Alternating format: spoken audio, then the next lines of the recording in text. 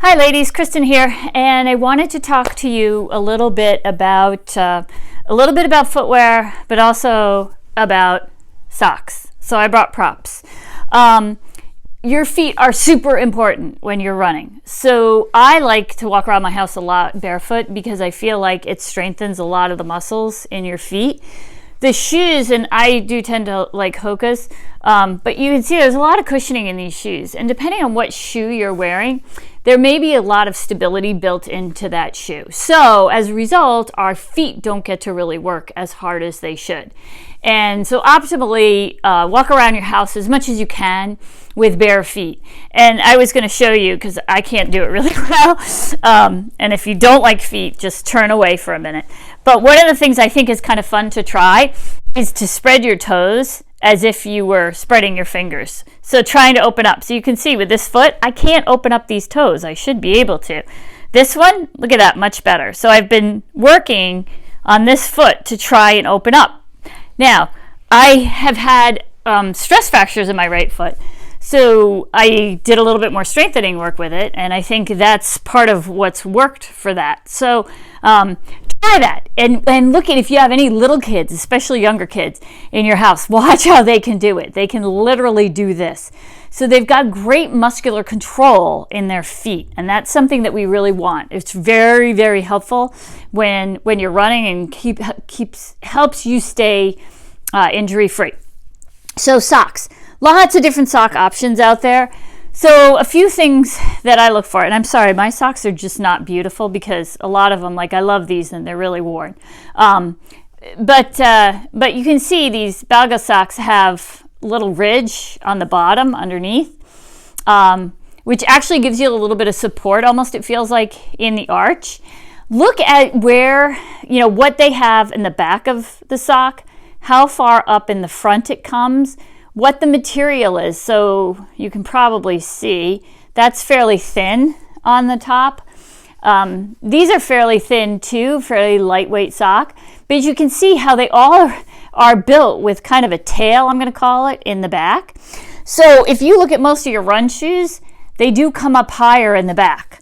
So if you don't want chafing, which is anytime there's friction against your skin, then look for a sock that is a little bit higher. The other thing I would tell you is look at your shoes and see what is your tongue like. So the tongue, I think probably everybody knows, is this part of the shoe right here. Some of the tongues now they're making really, really long. And so you may want the sock to come up a little bit higher. Sometimes they call these like no-shows or low. And then one like this is more of a biking sock, so it's much higher. So if I've got a tongue that rides up higher, I'm going to choose this so that I don't have it. And if you could see, I do have a little abrasion right in the front of my foot from having a tongue that was rubbing. All of these, you can kind of probably tell these are more technical. They've got cotton, but they've got synthetic products, synthetic fibers in there. So these all whisk pretty well, and some more so than others. These, on the other hand, these lovely Nike socks that my boys insist on wearing, are really cotton. And when they get wet, they just soak up the moisture. So I would show you their feet, but I don't want anyone to be sick.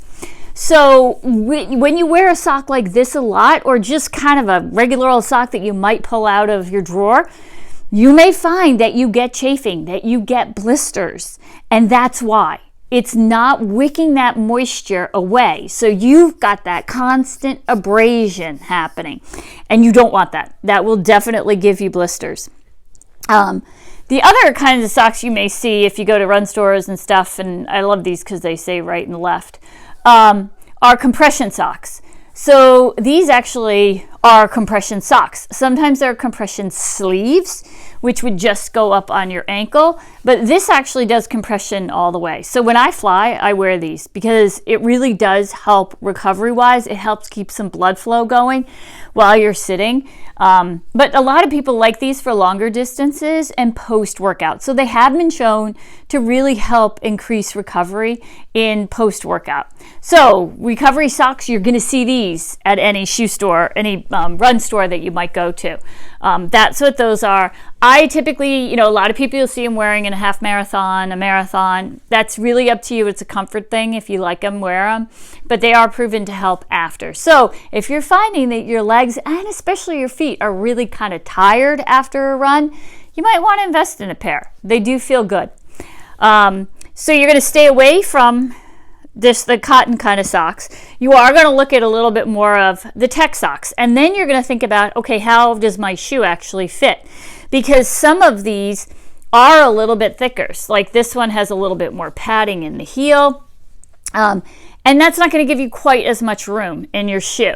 So I brought up this shoe specifically to show you that you can see exactly where my toe hits.